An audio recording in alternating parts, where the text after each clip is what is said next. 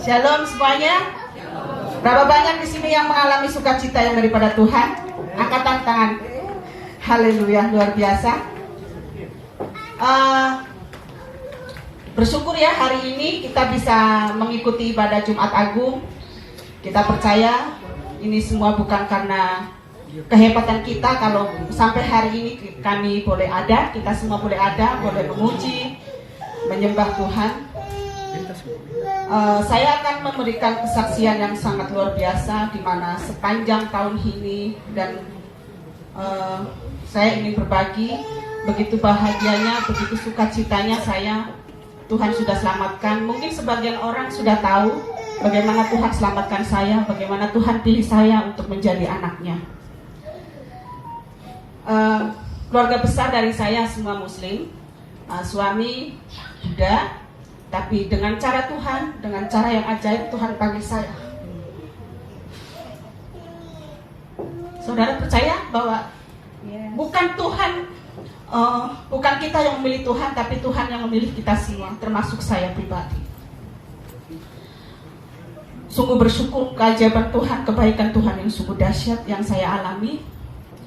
Terutama saya mengucap syukur dan berterima kasih beberapa minggu yang lalu anak saya mengalami sakit. Saya berterima kasih untuk Bapak Ibu yang sudah mendoakan untuk kesembuhan anak saya, Angel. Dan hari ini sudah sangat sukacita dan step by step permasalahan boleh diatasi. Kami percaya ini semua karena campur tangan Tuhan. Beberapa minggu yang lalu waktu hari Jumat, saya akan kontrol ke rumah sakit. Ini kesaksian yang sungguh dahsyat. Kalau bukan karena Tuhan, tidak mungkin saya ada berdiri di tempat ini dan boleh bersama-sama dengan saudara. Waktu itu saya mau berangkat ke rumah sakit Hermina dengan anak saya. Saya bawa motor, tahu sendiri keadaan Bitung itu kan mobil gede-gede ya. Itu sangat luar biasa. Saya bilang sama anak saya, Tuhan, Angel, kalau bukan karena Tuhan, kita mungkin sudah nggak tahu jadi apa. Saya berjalan sebelah kiri, jalan macet kondisi yang arah lurus ke kanan. Jadi sebelah kanan itu ada truk. Jadi saya pikir, ini kosong, jadi saya ambil. Tapi kok itu truk yang dari sana itu posisi itu ngebut sekali. Dan di bannya itu ada besi yang seperti ini. Jadi terima kasih sayang. Terus saya percaya sih itu Roh Kudus yang menuntun saya untuk memiringkan motor saya. Miringkan itu motor, miringkan sedikit. Tapi saya ingat di samping itu ada mobil. Saya pikir kalaupun kena, saya harus menghadapi ini juga.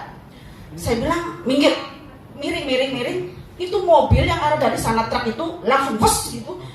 Saya bilang, Tuhan Yesus terima kasih Engkau sudah lampaui aku dari maut. Saya bilang, saya bersyukur sekali. Seandainya Roh Kudus nggak menuntun saya untuk memiringkan motor, mungkin nggak tahu seperti apa kejadiannya. Itu yang pertama. Saya percaya kalau kita dekat dengan Tuhan, Tuhan akan dekat kita. Tuhan akan menghalaukan kita dari maut. Makanya setiap pagi saya berdoa, Tuhan Yesus pimpin langkah aktivitas saya sepanjang hari ini. Apapun yang akan saya lakukan, kiranya Engkau yang senantiasa memimpin. Apalagi setiap hari saya harus mengantar anak saya sekolah. Jadi saya bilang, Tuhan Yesus, Engkau lindungi perjalanan kami, tibakan ke tempat tujuan dengan selamat, tidak kurang suatu apapun. Jauhkan kami dari mara bahaya, segala kuasa maut, kuasa kecelakaan, tolak dalam nama Yesus. Itu yang selalu saya bawa dalam doa setiap kali dalam perjalanan menuju anak saya ngantar sekolah. Dan itu pertama, diluputkan dari maut, dari truk itu kembali. Dan kesaksian lagi tadi pagi, itu saya bilang sama suami saya, tangan Tuhan itu sungguh dahsyat. Setiap pagi saya kan kalau bangun itu saya berdoa, saat teduh sebentar, setelah itu masak air. Mau masak air itu rupanya itu kompor itu nggak dimatikan. Mungkin satu malaman itu ya. Jadi kompor kan kalau sudah dimatikan biasanya kan cetrek udah kan. Nah ini saya mau nyala air, rupanya dia belum nyetrek ke kanan, jadi belum nyetrek. Biasanya kan kalau kita nyala kompor, apinya nggak nyala pasti kan bau, apalagi itu satu malam. Kenapa itu nggak ada bau gas? Ya kan? Seandainya itu, ya saya bilang sama suami saya, ini campur tangan Tuhan. kuasa Tuhan sungguh dahsyat, sudah menolong. Saya bilang, untuk hal-hal yang seperti ini saya berikan kesaksian untuk suami saya, karena suami saya kan belum mengenal Yesus ya, tetapi saya percaya hati dia sudah percaya. Cuma ada beberapa hal yang dia masih pertimbangkan. Tetap pergumulan kami, saya dan anak-anak terutama, untuk mendoakan suami supaya dia bisa datang beribadah bersama-sama dengan saya. Tidak ada perkara yang mustahil. Kalau Tuhan sudah membalikkan tangan, saya percaya tepat pada waktunya Tuhan akan jawab. Amin, saudara. Yang penting kita tidak pernah jemu-jemu untuk meminta kepada Tuhan. Kita tetap meminta, memohon bahwa Tuhan pasti akan buka jalan. Jadi atas kejadian itu semua, saya berikan kesaksian untuk suami supaya suami saya bisa melihat bahwa kalau kita dekat dengan Tuhan, Tuhan tidak akan pernah meninggalkan kita. Percaya nggak saudara? Karena ini yang saya alami, terutama dengan anak-anak. Saya ajarkan ke mereka, mari kita sebelum kita pergi jauh mana, kita berdoa bersama-sama supaya dimanapun kita berjalan, Tuhan senantiasa menjagai kita, melindungi kita. Karena apa ya? Tuhan itu kan sejauh mana, sejauh kita berdoa kepada Tuhan. Kalau kita bersekutu dengan Tuhan, Tuhan tidak akan pernah jauh dari kita. Roh Kudus selalu memimpin kita. Apapun yang akan kita lakukan, Tuhan Yesus pimpin, Roh Kudus pimpin, maka semuanya akan berjalan dengan apa yang Tuhan kehendaki. Maka saya pesan kepada saudara-saudara, mari, kalau ada saat ini mungkin Bapak Ibu yang sedang mengalami kesulitan, pergumulan hidup, terlebih sedang mengalami sakit penyakit, mari jangan pernah kendor, jangan pernah mundur daripada Tuhan. Mari terus maju bersama Tuhan. Soal jawaban Tuhan itu waktunya Tuhan, tetapi yang pasti kita terus berseru kepada Tuhan, meminta pertolongan Tuhan, minta kesembuhan, minta pemulihan ekonomi, apapun. Semua kita yang masih hidup itu tidak akan pernah luput dari yang namanya permasalahan, problem, pergumulan hidup, sakit penyakit.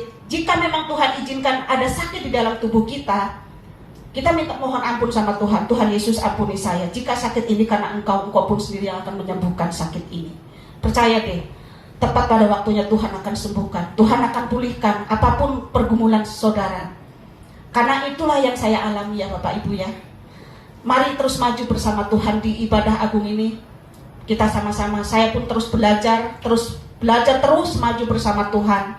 Setiap hari minta ampun sama Tuhan. Setiap malam, Tuhan Yesus terima kasih atas pimpinanmu, pemeliharaanmu sepanjang hari ini. Engkau masih menyertai saya, engkau masih menyertai anak-anak saya, engkau masih menyertai suami saya, engkau masih menyertai rumah tangga saya.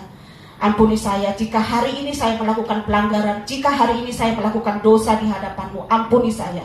Itu yang saya lakukan setiap malam. Setiap pagi saya mengucap syukur. Tuhan Yesus terima kasih, engkau masih memelihara saya pagi hari ini saya boleh bangun dengan tubuh yang sehat, dengan napas kehidupan yang luar biasa yang daripada Tuhan. Itu yang saya lakukan setiap hari. Jadi mari saudara, jangan pernah kendor, jangan pernah patah semangat, jangan pernah jemu untuk memohon kepada Tuhan, maka Tuhan akan terus senantiasa menyertai kita semua. Begitu saudara ya. Nah demikian kesaksian yang akan saya sampaikan, bahwa Tuhan itu tidak akan pernah meninggalkan kita sejauh kita terus mendekat kepadanya. Tuhan itu hanya sejauh doa. Amin saudara. Luar biasa. Terima kasih. Tuhan Yesus berkati.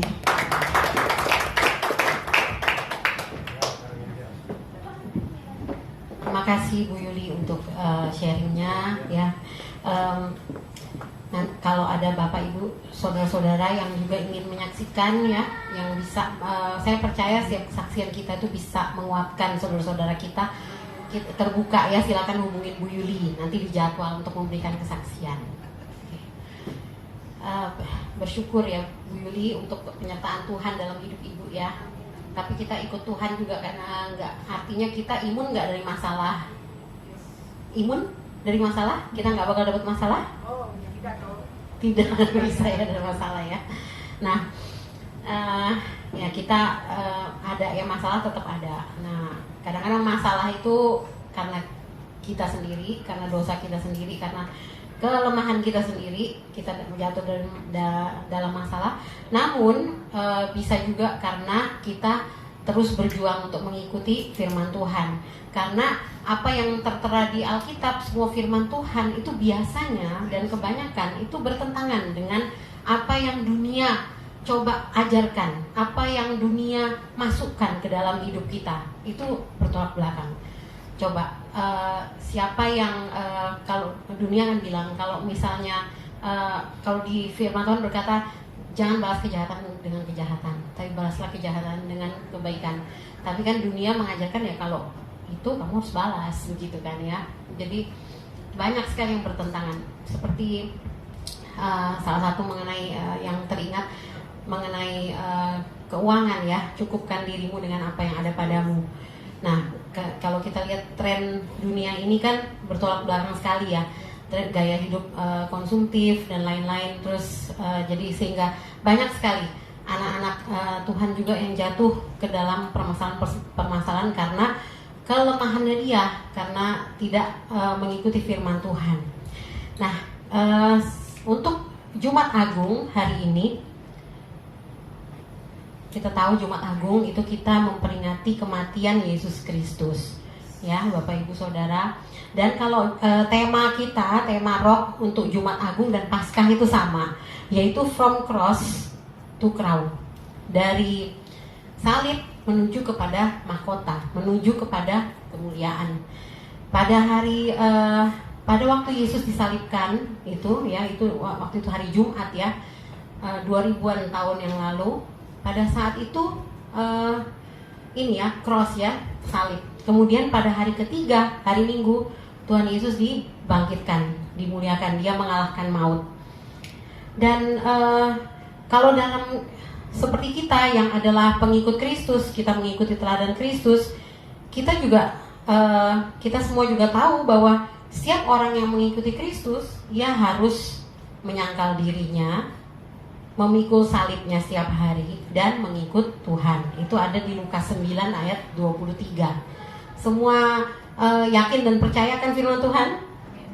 Meskipun nggak enak ya, menyangkal dirinya, memikul salibnya setiap hari, mengikut Tuhan gitu ya. Nah, tapi di ujungnya nanti kita tahu bahwa Tuhan menjanjikan kita mahkota, amin.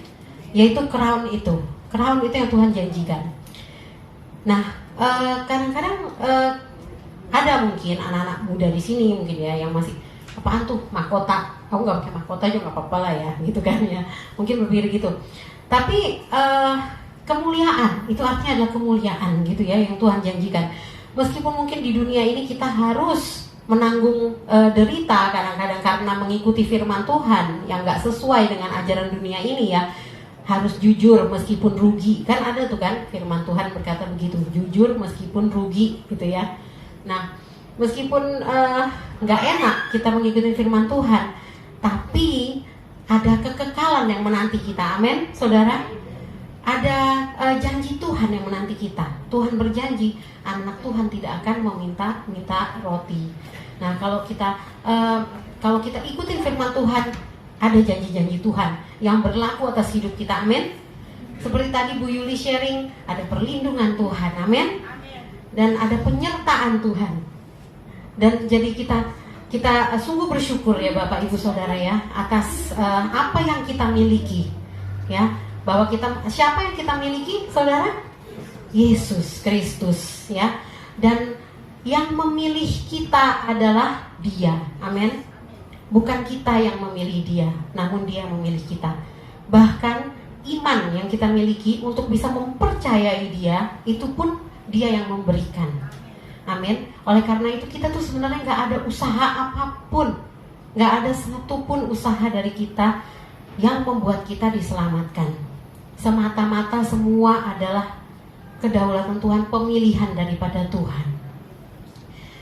From cross to crown, saya hubungkan dengan tema daripada bulan ini, yaitu bulan April, yaitu applying the gifts, mengaplikasikan karunia Allah yang diberikan kepada kita.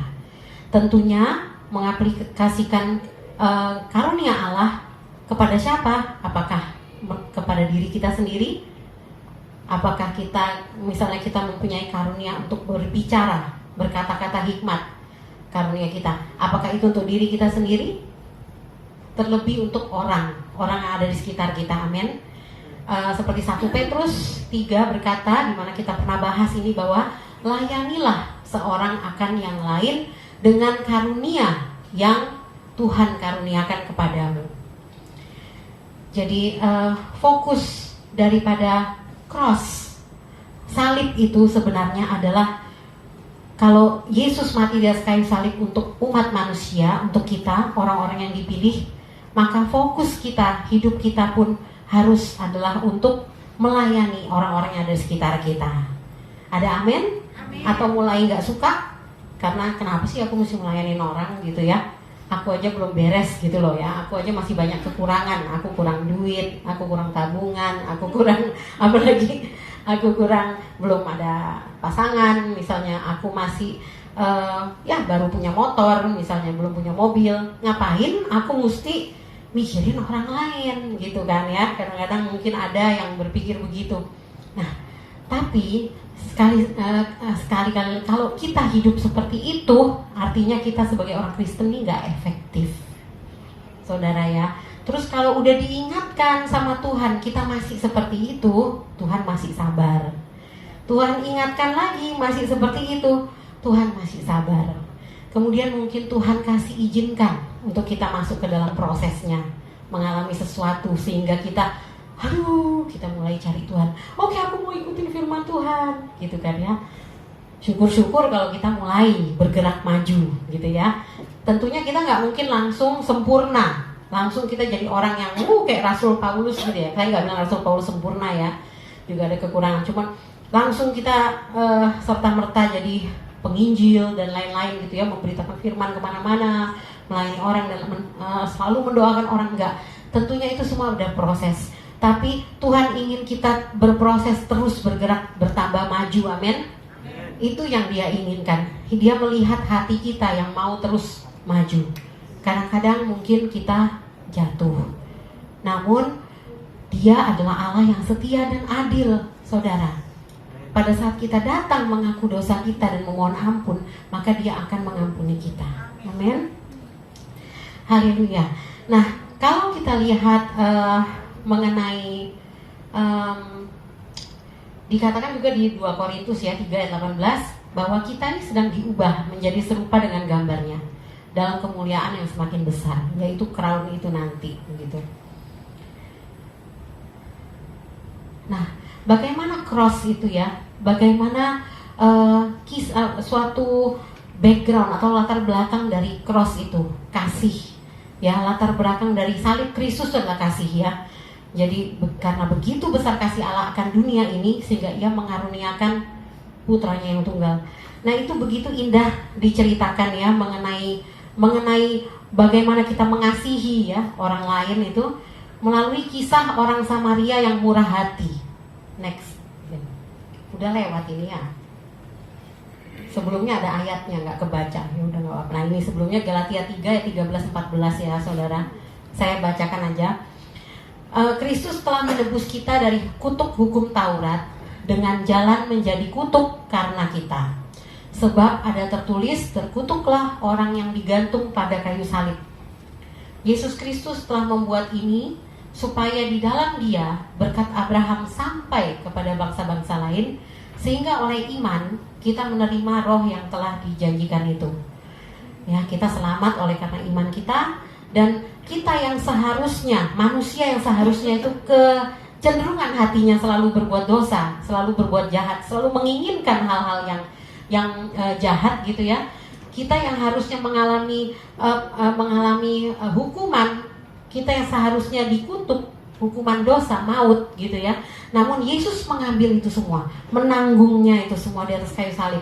Sehingga kalau kita baca di firman Tuhan ada suatu saat di mana Yesus berkata, Allahku, Allahku, kenapa engkau meninggalkan aku? Dia berkata kepada Bapa gitu, karena Bapa gak sanggup lihat dosa seluruh umat manusia yang ditanggung oleh Yesus.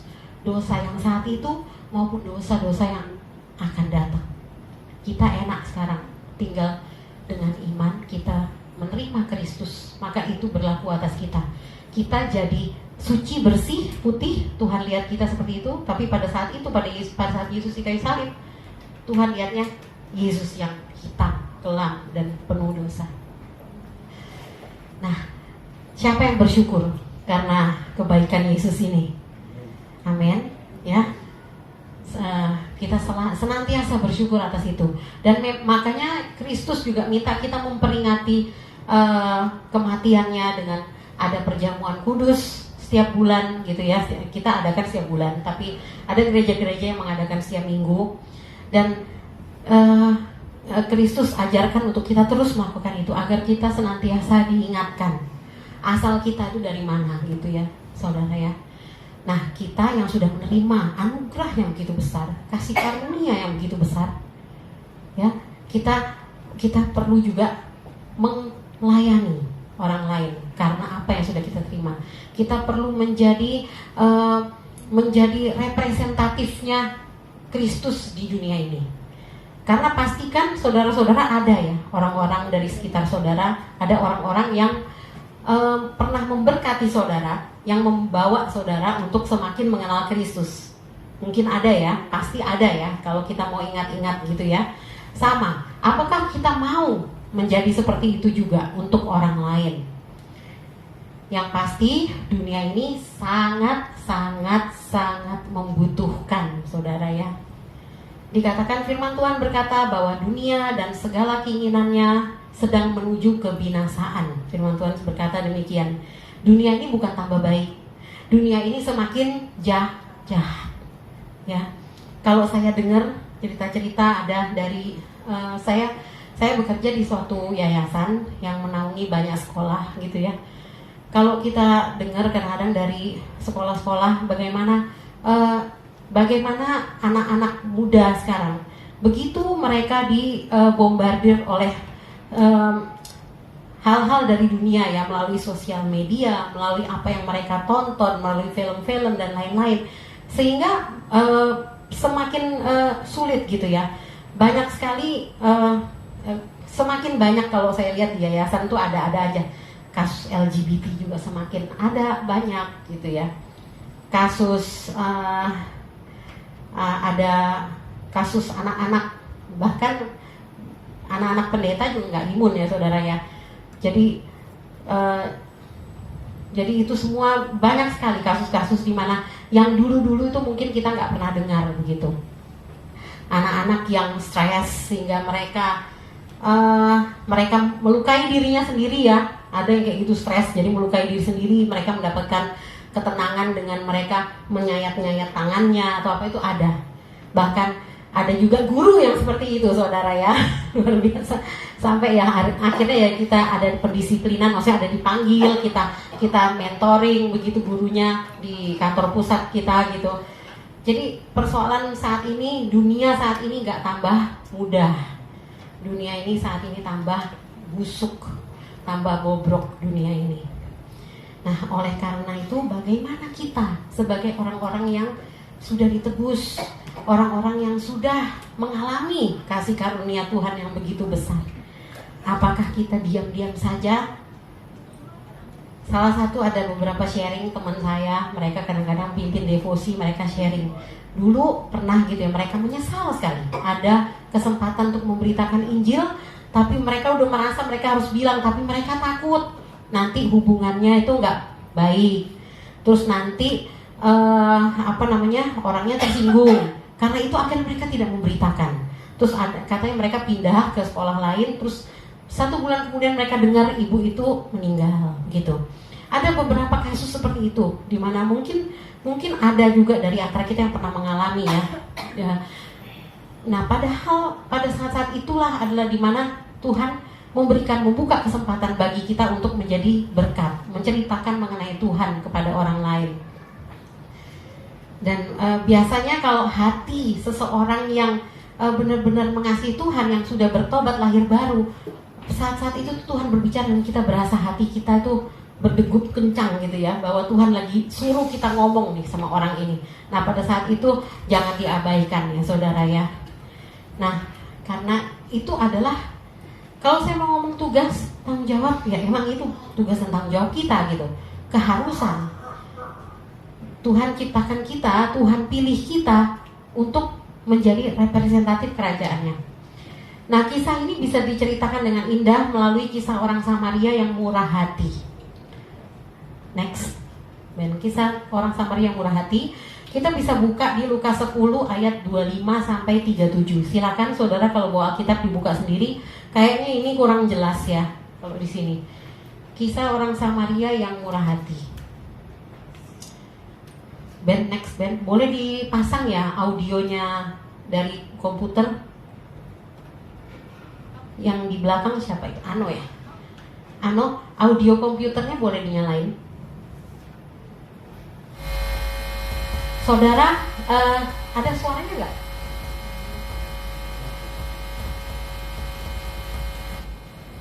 Bukan yang ini nak, yang tadi, yang seorang Samaria baik hati. Nah ini, mestinya ada suaranya.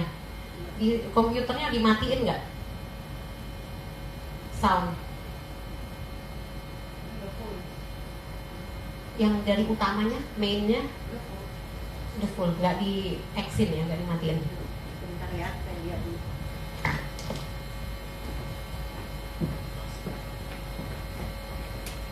Itu ada suaranya. Coba nyalain.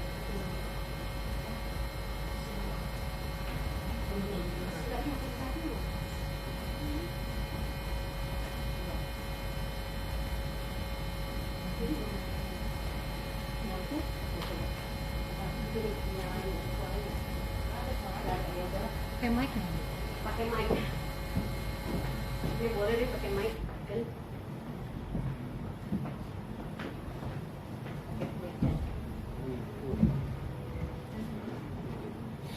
Bukan habis ya?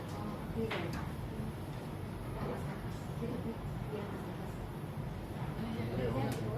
Oh ini.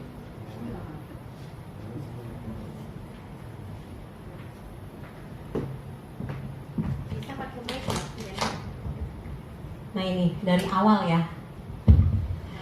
Kita udah buka ya saudara di kitab Lukas pasal 10 ayat 25. Dilepas itunya, kabel audionya. Nah itu. Jawab orang itu, Kasihilah Tuhan Allah Ulang lagi ya Ben. dengan segenap hatimu dan dengan segenap jiwamu dan dengan segenap perbuatanmu dan dengan segenap akalmu dan kasih. pada suatu kali berdirilah seorang ahli Taurat untuk mencobai Yesus. Katanya, Guru, apa yang harus kuperbuat untuk memperoleh hidup yang kekal? jawab Yesus kepadanya, Apa yang tertulis dalam hukum Taurat? Apa yang kau baca di sana? jawab orang itu, Kasihilah Tuhan Allahmu dengan segenap hatimu dan dengan segenap jiwamu dan dengan segenap perbuatanmu dan dengan segenap akal budimu, dan kasihilah sesamamu manusia seperti dirimu sendiri. kata Yesus kepadanya, Jawabmu itu benar. Perbuatlah demikian, maka kau akan hidup. tetapi untuk membenarkan dirinya, orang itu berkata kepada Yesus, Dan siapakah sesamaku manusia? jawab Yesus, Adalah seorang yang turun dari Yerusalem ke Yeriko. Ia jatuh ke tangan penyamun-penyamun yang bukan saja merampoknya habis-habisan, tetapi yang juga memukulnya, dan yang sesudah itu pergi meninggalkannya setengah mati. Kebetulan ada seorang imam turun melalui jalan itu. Ia melihat orang itu, tetapi ia melewatinya dari seberang jalan. Demikian juga seorang Lewi datang ke tempat itu. Ketika ia melihat orang itu, ia melewatinya dari seberang jalan. Lalu datang seorang Samaria yang sedang dalam perjalanan ke tempat itu. Dan ketika ia melihat orang itu, tergeraklah hatinya oleh belas kasihan.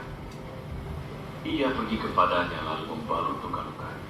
Sesudah ia menyiraminya dengan minyak dan anggur.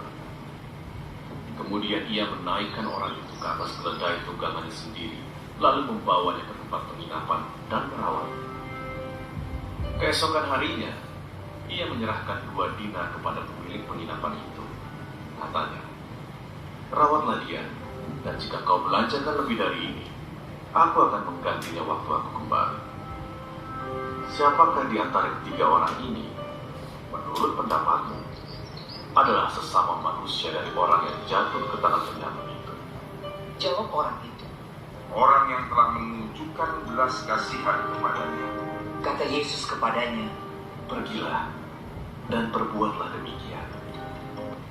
Amin. Jadi ini kisah kasih yang begitu indah ya.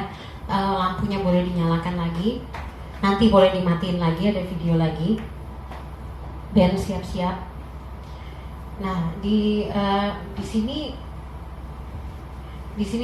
cerita ini dikatakan mengenai ada seorang yang dirampok gitu ya, dirampok sampai dia udah nyaris mati gitu. Dia ditinggal di tengah jalan, di pinggir jalan, dan kemudian pertama ada seorang imam yang lewat gitu ya. Imam kan kita udah tahu ya, dia imam berarti dia mengerti ya Taurat. Nyala sendiri. Oke. Nah, si imam ini lewat, mungkin dia lihat dia lewat gitu ya. Dia nggak, mungkin dia mikir ya ampun kalau aku stop nanti kali dia lagi mesti ini kali ya, mesti bawa firman kali ya di mana khotbah gitu ya, atau dia baru pulang khotbah kali ya, aduh pura-pura nggak lihat deh jalan lewat gitu ya. Nah kemudian ada lagi orang Lewi, pemimpin pujian nih, mudah-mudahan bukan Eca ya, Eca nggak. Nah lewat, si pemimpin pujian ini lewat, si orang Lewi kan biasa mereka yang pemimpin pujian ya di bait Allah, dia lewat lagi. Nah kemudian ada lagi yang lewat satu orang yang nggak disangka-sangka, yaitu seorang Samaria begitu. Orang Samaria lewat. Nah kemudian ternyata orang Samaria ini justru yang hatinya berbelas kasih. Timbullah belas kasihan. Kemudian dia mulai menolong orang ini. Nah orang Samaria ini nah kemudian kenapa ya, Yesus ini kan ini perumpamaan. Karena pertamanya dia ditanya nih sama satu orang ahli Taurat ya. Ahli Taurat kan suka mencobai Yesus karena mereka sebenarnya nggak percaya bahwa Yesus adalah Mesias. Nah ditanya gimana caranya supaya aku bisa hidup kekal gitu ya. Si ahli Taurat ngetes, nanya Yesus gimana supaya aku dapat mahkota itu ya, crown itu, supaya aku bisa hidup kekal. Nah kata Yesus, apa isi hukum Taurat? Yesus bertanya gitu. Terus dia jawab, kasihilah Tuhan Allahmu dengan segenap hati, dengan segenap jiwa gitu ya, dan pikiran, dan kemudian kasihilah sesamamu manusia. Yesus bilang gitu. Nah si ahli Taurat tuh masih coba-coba nih mikir masih mencoba-coba dia bilang sesama manusia siapa tuh gitu kan? Kira-kira siapa ya Yesus sesama manusia itu gitu kan? Nah Yesus nggak langsung jawab siapa sesama manusia, tapi Yesus ceritain lah perumpamaan ini. Yesus ceritakan perumpamaan ini. Nah jadi siapakah si ahli Taurat tuh bertanya siapa sesama manusia itu untuk membenarkan dirinya. Karena ya ternyata ya memang orang Samaria sama orang Yahudi itu ciong, saudara ya. Kalau bahasa Chinese-nya tuh ciong, artinya tuh mereka tuh berseteru, mereka tuh nggak cocok gitu. Jadi orang Yahudi sama orang Samaria itu mereka historinya nggak baik. Udah dari sebelum-sebelumnya, dari sejarah mereka tuh nggak baik. Mereka tuh nggak pernah akur. Nah karena apa? Orang Yahudi merasa orang Samaria ini bangsa yang kawin campur. Orang Yahudi tapi yang udah kawin campur sama bangsa-bangsa lain yang memuja berhala dan lain-lain. Nah sehingga jadi kalau kita tahu ya ceritanya Israel tuh kan panjang ya. Mereka sempat dibuang, mengalami pembuangan di Babel. Kemudian mereka kembali oleh Nehemia, mereka boleh bangun lagi tembok bait Allah di Yerusalem. Nah saat itu orang Samaria pernah nawarin kita bantuin. Orang Israel no, nggak boleh. Kita nggak mau ada urusan sama orang Samaria. Istilahnya tuh orang Samaria tuh sama mereka tuh disamakan dengan penyamun, dengan orang jahat gitulah ya. Mereka Yahudi berpikir gitu. Orang Samaria juga egonya tinggi juga. Orang Yahudi merasa kita gitu. Nah, mestinya kalau orang Samaria ya dia bisa aja kan, ngapain aku bantuin orang Yahudi gitu kan? Kalau aku sendiri yang mengalami musibah gini, belum tentu orang Yahudi bantuin aku gitu kan? Jadi istilahnya mereka bermusuhan lah. Mereka ini bermusuhan, orang Yahudi sama orang Samaria. Nah, orang Yahudi dikatakan di Yohanes 4 ayat 9 juga pernah di firman Tuhan disebutkan bahwa orang Yahudi itu tidak bergaul dengan orang Samaria gitu. Nah kemudian pernah juga waktu orang-orang Yahudi pernah ngomong ke Yesus, waktu Yesus menginjil gitu ya. Kemudian orang Yahudi, dia ini dia kayak orang Samaria, gitu kan, kayak orang kerasukan setan. Jadi orang Yahudi merasa bahwa orang Samaria tuh kayak orang yang kerasukan setan. Udah deh, pokoknya mereka nggak saling suka aja deh, musuhan gitu ya, musuhan satu dengan yang lain. Sampai orang Yahudi bikin bait Allah di Yerusalem, orang Samaria kan nggak boleh datang. Mereka bikin tandingan bait Allah di daerahnya mereka, di Gerizim, daerah Gerizim namanya gitu. Mereka punya bait Allah sendiri. Nah, jadi sebenarnya dua bangsa ini, kalau orang ini yang jadi korban perampokan ini, dia ini sebenarnya bangsanya dia, bangsa Yahudi, tidak berseteru dengan bangsa Samaria. Tapi kita lihat ya, bagaimana orang Samaria ini digerakkan belas kasihan, kemudian membantu. Topiknya bukan yang poinnya bukan orang Samaria lebih baik dari Yahudi ya saudara ya, jangan berpikir ke situ ya. Bukan itu poinnya, tapi bagaimana hatinya digerakkan oleh belas kasihan. Nah, kemudian pertanyaan daripada si ahli Taurat itu, siapakah sesamaku manusia? Nah, Yesus kasih perumpamaan ini kan ya. Nah, jadi kalau dari perumpamaan ini kita lihat bahwa sesama manusia itu melampaui batasan ras. Sesama manusia itu melampaui batasan, melampaui status sosial. Sesama manusia itu melampaui segala perbedaan. Ada amin? Saudara, bukan hitam, bukan yang kulitnya putih atau kulitnya kuning atau kulitnya coklat gitu ya. Nah, suami saya dia gak terima kalau dikatain hitam. Dia bilang, aku tuh bukan hitam, aku ini coklat, katanya dia gitu. Ya, jadi sesama manusia ternyata gak dibatasi oleh ras atau status sosial atau apapun itu gitu ya. Dan salah satu rasul yang besar yaitu Rasul Paulus, kita tahu ya bagaimana dia mengabdikan hidupnya. Di 1 Korintus 9 ayat 19 sampai 23, boleh ada yang buka dan baca sama-sama aja deh supaya enggak ini. 1 Korintus 9 ayat 19 sampai 23. 9 ayat 19, supaya bandnya nggak bingung, nggak usah buka band, kita buka masing-masing aja ya. Nah, kita baca sama-sama 1 Korintus 9 ayat 19 sampai 23. 1, 2, 3. Sungguh pun aku bebas terhadap semua orang. Aku menjadikan diriku hamba dari semua orang, supaya aku boleh memenangkan sebanyak mungkin orang. Demikianlah bagi orang Yahudi, aku menjadi seperti orang Yahudi, supaya aku memenangkan orang-orang Yahudi. Bagi orang-orang yang hidup di bawah hukum Taurat, aku menjadi seperti orang yang hidup di bawah hukum Taurat. Sekalipun aku sendiri tidak hidup di bawah hukum Taurat, supaya aku dapat memenangkan mereka yang hidup di bawah hukum Taurat. Bagi orang-orang yang tidak hidup di bawah hukum Taurat, aku menjadi seperti orang yang tidak hidup di bawah hukum Taurat. Sekalipun aku tidak hidup di luar hukum Allah, karena aku hidup di bawah hukum Kristus, supaya aku dapat memenangkan mereka yang tidak hidup di bawah hukum Taurat. Bagi orang-orang yang lemah, aku menjadi seperti orang yang lemah, supaya aku dapat menyelamatkan mereka dan yang lemah. Bagi semua orang, aku telah menjadi segala-galanya, supaya aku sedapat mungkin memenangkan beberapa orang dari antara mereka. Segala sesuatu ini aku lakukan karena Injil, supaya aku mendapat bagian di dalamnya. Amin. Nah, kita lihat Rasul Paulus juga dia tidak membatasi dirinya karena dia itu orang Yahudi dan dia ahli Taurat, terus dia mau memberitakan firman kepada Yahudi aja, enggak gitu ya. Dia enggak membatasi, malah dia berusaha untuk mengerti orang-orang yang dia layani dan ini fleksibel gitu untuk mengerti mereka, supaya dia ada supaya dia bisa memberitakan Injil dengan cara yang sesuai gitu ya. Kalau kita lihat Kristus juga begitu ya saudara ya, bagaimana Kristus tuh menginjili murid-muridnya. Murid-muridnya kebanyakan itu nelayan, mereka penjala ikan. Yesus banyak sekali pakai perumpamaan waktu dia mengajar mengenai ikan gitu ya, atau contoh-contoh pada waktu ada badai terus laut tenang nggak dapat ikan, habis itu ada Yesus dapat ikan begitu ya.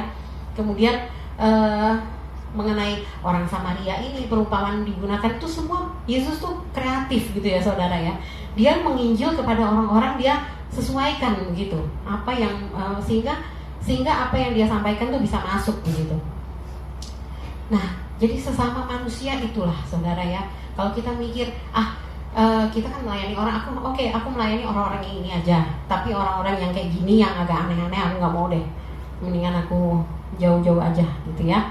Nah, itu namanya bukan nggak kurang tepat ya saudara ya, karena sesama manusia itu melampaui batas ras, status sosial, perbedaan atau perbedaan-perbedaan lain dengan kita. Dan kita mau lihat satu video ya saudara, boleh dikerasin nanti mic-nya supaya lebih. Nah, di stop dulu video yang tadi itu yang mereka perlukan sebelumnya. Nah, kita mau lihat sebelumnya lagi. Oh ya, ini habis ini, bener-bener. Oke, kita mau lihat video ini saudara ya. Di sini mungkin kita akan lihat berbagai macam orang yang mungkin antara kita lihat, kita nggak pernah, kita ketakutan mungkin ada bergaul dengan orang-orang yang seperti itu. Tapi hendaklah belas kasihan Tuhan tuh bisa mengatasi segala ketakutan atau trauma kita kalau kita mau melayani orang lain.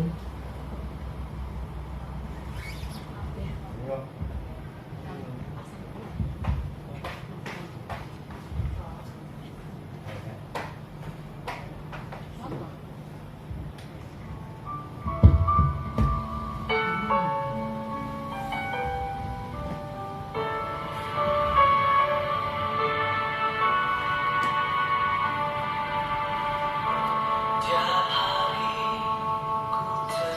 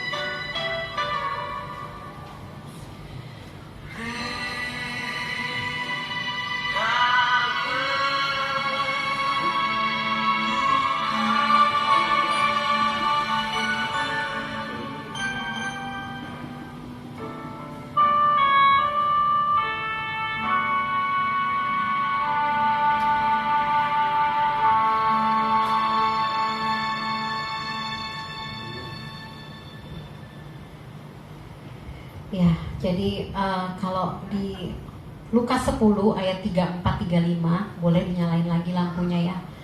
Dikatakan bagaimana orang Samaria ini dia melayani korban yang tadi, korban perampokan tadi ya. Dikatakan di ayat 34-35, ia pergi kepadanya lalu membalut luka-lukanya. Sesudah ia menyiraminya dengan minyak dan anggur, gitu ya. Itu kan semacam antiseptik ya, dikasih antiseptik, luka-lukanya dibalut, dikasih antiseptik gitu ya. Kalau zaman dulu antiseptiknya belum ada betadin ya saudara ya, jadi dengan anggur gitu kan dan minyak. Kemudian ia nggak berhenti di situ, dia menaikkan orang itu ke atas keledainya, tunggangannya. Kemudian dia membawanya ke tempat penginapan dan kemudian dia merawatnya lagi. Itu dia mungkin sudah ada urusan ya, udah ada rencana dia mau ngapa-ngapain, tapi dia stop, dia rawat lah orang itu dulu, masukin ke penginapan dulu. Keesokan harinya, jadi itu ditemenin dulu sama dia ya semalam. Keesokan harinya ia menyerahkan 2 dinar kepada pemilik penginapan itu, katanya, rawatlah dia dan jika kau belanjakan lebih dari ini, aku akan menggantinya. Nah, kalau 2 dinar itu saya cek ya, 2 dinar itu sama dengan bisa nginep di penginapan selama 2 bulan gitu, sekitar gitu kalau dilihat dari sejarahnya ya. Nah, jadi kalau kira-kira siapa saudara? Orang ini merupakan gambaran dari siapa saudara? Kalau kita membaca kisah ini, siapa yang membalut luka kita? Siapa yang membasuh kita dengan darahnya? Siapa yang menggendong dan menyertai kita? Siapa yang menebus kita saudara? Ya, mudah-mudahan saudara bisa jawab Yesus ya, bukan yang lain gitu. Kita lihat dia bukan sekedar tolong. Kristus bukan sekedar tolong kita saudara. Kristus sudah selesai menolong kita. Dia bukan sekedar tolong, namun dia tolong sampai tuntas. Ya, dia tolong ekstra. Dia kasih ekstra, dia tolong sampai selesai. Bukankah kisah ini mengingatkan kita akan Kristus? Korban ini tadi, korbannya pasti akan mengingat peristiwa ini seumur hidup dan berutang budi gitu ya sama orang Samaria ini. Yang berikutnya. Nah, yang sebelum itu, sebelum mulai dia melangkah ke arah si korban ini, sebelum dia mulai membalut lukanya apa? Hatinya itu pertama-tama digerakkan oleh belas kasihan dulu. Dikatakan di ayat 33, kalau saudara tetap buka aja tadi Lukas 10, hatinya tergerak oleh belas kasihan. Baru kemudian dia ini ya melangkah menolong gitu ya. Bukankah ini juga mengingatkan kita tentang Allah kita, saudara? Bagaimana Yohanes 3:16 berkata, karena begitu besar kasih Allah akan dunia ini, sehingga ia menyerahkan anaknya yang tunggal, supaya kita tidak binasa, melainkan kita beroleh hidup yang kekal.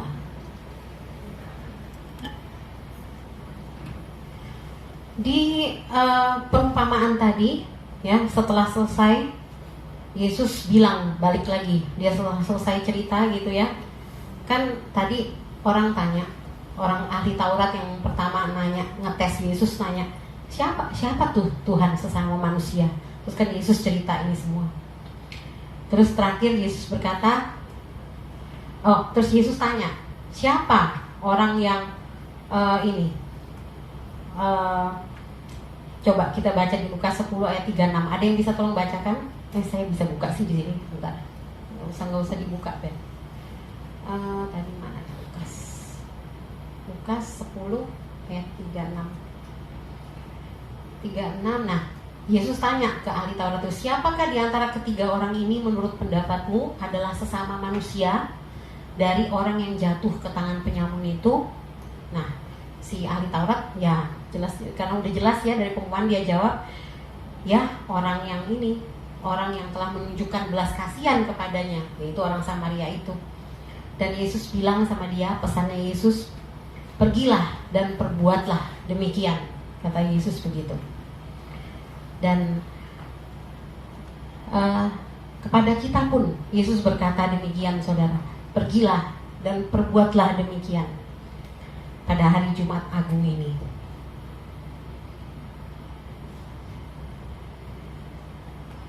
Pergilah dan perbuatlah demikian, kata Yesus.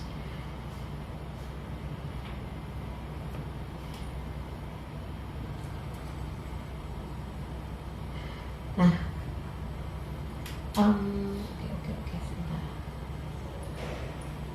Ini ada satu yang hilang slide-nya. Apa saya bacain aja. Nggak usah di next dulu ya. Pergilah dan perbuatlah demikian. Nah, bagaimana dengan kita, saudara ya? Mari kita periksa diri kita sendiri. Kalau menurutnya si penulis buku ya, seorang teolog, namanya dia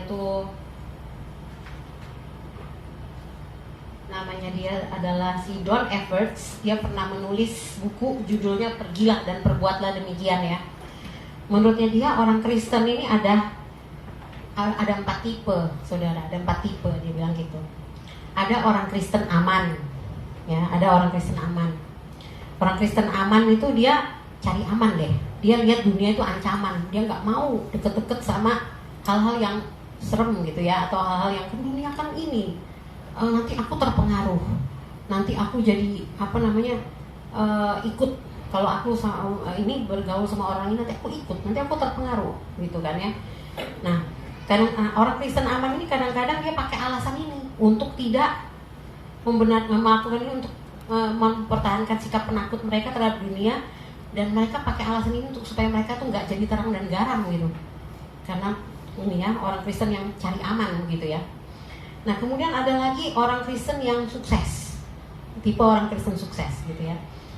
Nah, orang Kristen sukses tuh ingin agar dia tetap eksis gitu ya, tetap eksis. Mereka sekelompok orang percaya yang mengaku udah mengerti misi Allah gitu ya, tapi mereka memiliki keinginan, dikuasai oleh keinginan untuk sukses. Jadi dunia ini jadi arena perlombaan gitu buat dia. Pengejaran dia mengejar kesuksesan terus. Yang penting untungnya apa kan?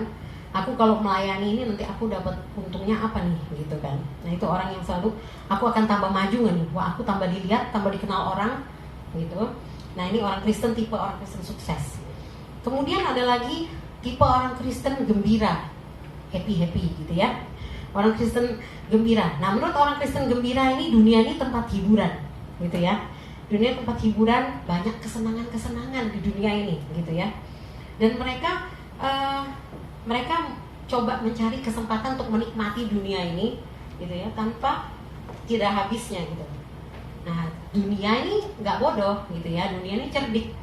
Nah, dia terus mendorong, dia terus menggoda orang-orang Kristen yang seperti ini, si orang Kristen gembira ini gitu ya. Jadi dia ini merasa dia Kristen, tapi dia bisa dengan tetap gitu ya menikmati kenikmatan dunia ini itu meskipun dia Kristen.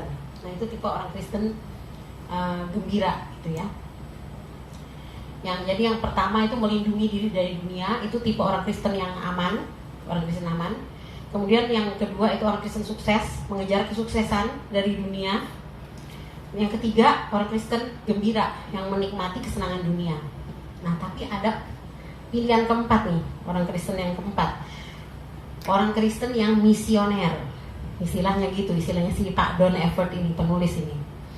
Nah, orang Kristen misioner itu orang Kristen yang telah mengalami misi Allah dunia ini. Dia mengalami dan dia menghargai apa setiap kasih karunia dan keselamatan yang Tuhan berikan bagi dia. Dan dia terus mau untuk terlibat di dalam misi Tuhan. Dia menghidupi perintah Yesus ya, dan dia pergi dan berbuat, dia melayani orang lain begitu. Nah, ini adalah empat tipe gitu ya orang-orang Kristen. Nah, kita ada di mana nih saudara ya? Kita ada tipe yang mana?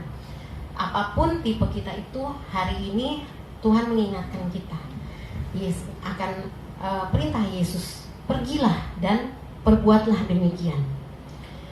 Menyatakan kasih-Mu, melayani orang lain, melewati segala batasan perbedaan-perbedaan yang ada. Dan nah, orang Kristen yang keempat pastinya yang bagus ya, orang Kristen yang misioner ya. Nah, ciri-cirinya apa sih orang Kristen yang misioner? Boleh di next. Nah, ini ayatnya kelihatan nggak? Kalau kelihatan, saya boleh minta bantuan beberapa orang untuk bacakan sebelumnya. Sebelumnya. Nah, Yohanes 4 ayat 35b, saya boleh minta tolong Aldi bacakan. Oke, terus yang berikutnya nanti yang Markus 10 ayat 43, saya boleh minta tolong Yuda ya? Bukan, siapa namanya? Sorry ya. Oke, Danu bacakan boleh. Yang kedua ini Markus 10 ayat 43. Kemudian saya boleh minta tolong Eca bacakan yang Efesus 6 ayat 15. Dan yang berikutnya saya minta tolong untuk Ibu Tasya. Boleh Ibu Tasya? Bacakan yang Yehezkiel 36 ayat 26. Yehezkiel 36 ayat 26. Nah, apa sih ciri-cirinya Kristen misioner gitu ya? Kristen yang pergi dan berbuat demikian, seperti yang ini tadi, melayani. Nah, coba pertama dengan Aldi. Yohanes 4 ayat 35b, tapi aku berkata kepadamu, lihatlah sekelilingmu dan pandanglah ladang-ladang yang sudah menguning dan matang untuk dituai. Jadi tentunya kita lihat bagaimana kita orang Kristen misioner itu digerakkan oleh belas kasihan bagi orang-orang di sekitar kita. Tuhan katakan gitu ya, jadi dikatakan ini mata sadar gitu ya, artinya kita sadar gitu ya, senantiasa sadar, tidak terlalu berpusat pada diri terus sendiri, ngurusin masalah diri sendiri gitu ya, ngurusin kebutuhan diri sendiri, terus kita nggak sadar bahwa sekeliling kita ini dunia itu terus berjalan gitu loh, dan kita tuh punya tugas gitu untuk memberitakan Injil. Pertama kalau kita pernah baca di firman Tuhan ada beritakan Injil pertama dari Yudea ya. Terus dari mana? Samaria, terus ada dulu sebelum Yerusalem dulu. Yerusalem ke Yudea, Samaria sampai nah, Yerusalem itu berbicara mengenai orang-orang yang ada di sekitar kita. Orang-orang yang ada di gereja, di tempat kerja kita, di keluarga terutama ya. Nah, itu kita perlu sadar bahwa kita tuh perlu melayani mereka gitu, untuk mereka semakin bertumbuh di dalam Tuhan, mengenal Tuhan bagi yang belum mengenal Tuhan. Nah, kemudian ke Yudea orang yang lebih luas lagi. Kemudian ada Samaria, artinya orang-orang yang berbeda dengan kita gitu ya. Dan ke ujung bumi. Ujung bumi mungkin kalau belum ada kesempatan Tuhan buka untuk Pak Michael ke Afrika misalnya ya, untuk menjadi misionaris di sana, bisa berdoa dulu gitu ya. Orang-orang di pedalaman itu misionaris itu butuh dukungan doa kita. Amin. Kita bisa berdoa dulu Pak Michael ya. Atau mungkin kirim transferan lah, gitu juga boleh gitu ya. Untuk misionaris di pedalaman. Oh gitu ya. Oke. Oh jadi Bapak mendukung Kak Tenggo gitu ya? Oh Tenggo. Iya. Nah terus ciri Kristen misioner yang berikutnya adalah tangan hamba. Coba dibaca dan dalam setiap di antara kamu, barang siapa ingin menjadi besar di antara kamu, hendaklah ia menjadi pelayan. Iya, barang siapa mau jadi besar di antara kamu, hendaklah dia melayani. Nah, tangan hamba, tangan kita tuh hendaklah itu siap untuk melayani gitu.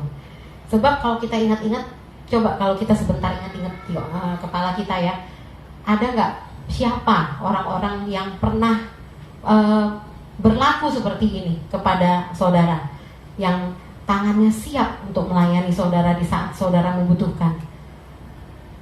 Ada ya, pasti ada ya saudara ya. Nah, kemudian yang berikutnya kaki siap sedia. Kaki siap sedia, Eca ya. Oke. Efesus 6 ayat 15, kakimu berkasutkan kerelaan untuk memberitakan Injil damai sejahtera. Oke. Nah, kata kerelaan itu saudara ya, rela. Kadang-kadang kita nggak rela ya apa yang menjadi hak kita, waktu kita gitu ya. Tapi hendaklah kaki kita tuh senantiasa berkasutkan pakai sepatu kerelaan untuk memberitakan Injil. Pasti ada saat-saatnya di mana orang-orang di sekitar kita tuh butuh jawaban. Pertama, tapi yang tadi itu dulu mata sadar ya. Kita harus sadar dulu nih, siapa sih kita yang butuh ya. Jangan sampai kayak beberapa kejadian nggak tahu ternyata ini ada teman dekatnya udah jatuh di dalam dosa begitu ya, atau tiba-tiba udah ketahuan apa, padahal kita ada di sebelahnya dia, kita setiap hari ketemu dia gitu, tapi kita nggak sadar kebutuhannya dia gitu. Jangan sampai seperti itu, saudara. Nah, kemudian yang berikutnya Bu Tasya. Bu, sebentar volumenya saya kerasin. Oke, Bu. Yeskiel 36 ayat 26. Kamu akan kuberikan hati yang baru dan roh yang baru di dalam batinmu, dan aku akan menjauhkan dari tubuhmu hati yang keras dan kuberikan kepadamu hati yang taat. Amin. Pada saat kita lahir baru terima Tuhan, itu Tuhan memberikan hati yang baru. Amin, saudara. Tapi perlu dilatih, saudara ya. Perlu sadar dulu pertama. Matanya sadar, lihat sekelilingmu. Siapa temanmu yang membutuhkanmu? Siapa orang-orang sekitarmu? Siapa anak tetangga ini yang membutuhkanmu gitu. Kemudian tangannya siap untuk melayani, kakinya siap melangkah memberitakan Injil. Dan semua itu didasari dengan hati yang berbelas kasihan. Kita yang sudah ditebus, kita juga mau orang lain seperti itu.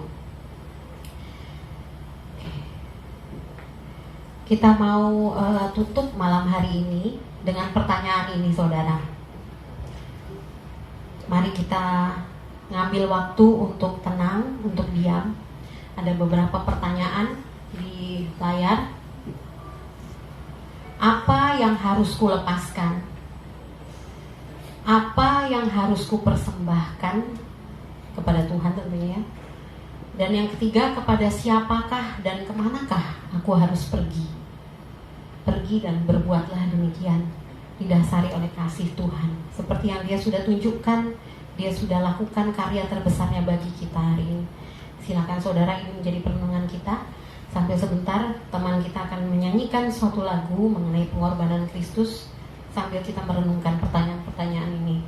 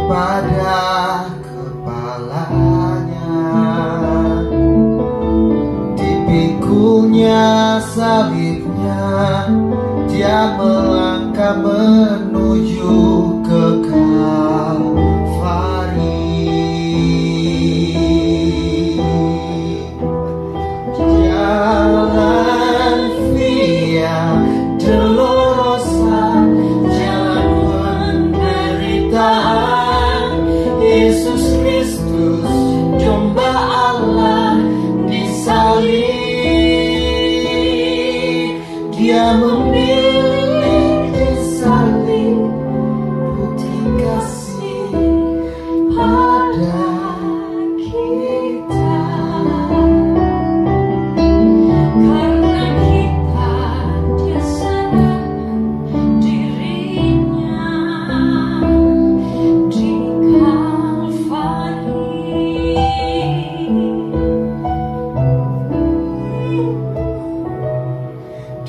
Ia disiksa dan diderah, dicambuk di tubuhnya, mahkota duri pada kepalanya, dipikunya salibnya, dia melangkah menuju Kalvari.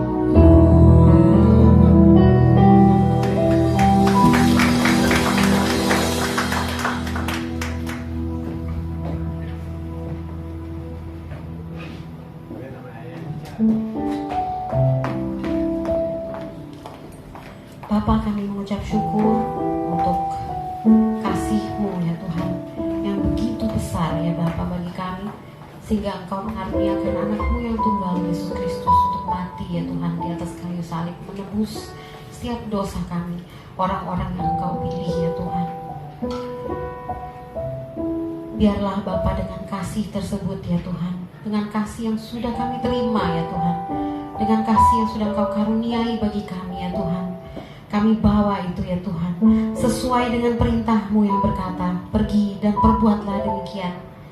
Biarlah kami boleh pergi ya Tuhan, dan menyatakan kasih-Mu ya Tuhan, dengan sadar ya Tuhan, senantiasa sadar melihat kebutuhan-kebutuhan yang ada di sekitar kami ya Tuhan. Mereka memerlukan Engkau Tuhan. Banyak orang yang membutuhkan kebenaran ya Bapa. Berikan kami keberanian ya Tuhan, dengan kasih-Mu ya Tuhan, dengan karunia yang Kau berikan kepada kami ya Tuhan. Berikan kami tangan hamba ya Tuhan, yang siap ya Tuhan untuk melayani ya Tuhan. Berikan kami kaki yang berkasutkan kerelaan untuk memberitakan Injil kebenaran-Mu ya Tuhan. Kami bersyukur untuk hati yang baru ya Tuhan. Biarlah hati kami ini dipenuhi dengan belas kasihan-Mu ya Tuhan. Terima kasih ya Bapa. Mari kita bangkit berdiri Bapak Ibu. Kita mau menyatakan pengakuan iman kita. Aku percaya kepada Allah, Bapa yang Maha Kuasa, Khalik langit dan bumi, dan kepada Yesus Kristus, Anak yang tunggal, Tuhan kita, yang dikandung dari Roh Kudus, lahir dari anak darah Maria, yang menderita sengsara di bawah pemerintahan Pontius Pilatus, disalibkan, mati dan dikuburkan, turun ke dalam kerajaan maut. Pada hari yang ketiga, bangkit pula dari antara orang mati, naik ke surga, duduk di sebelah kanan Allah Bapa yang Maha Kuasa, dan dari sana Ia akan datang untuk menghakimi orang yang hidup dan yang mati.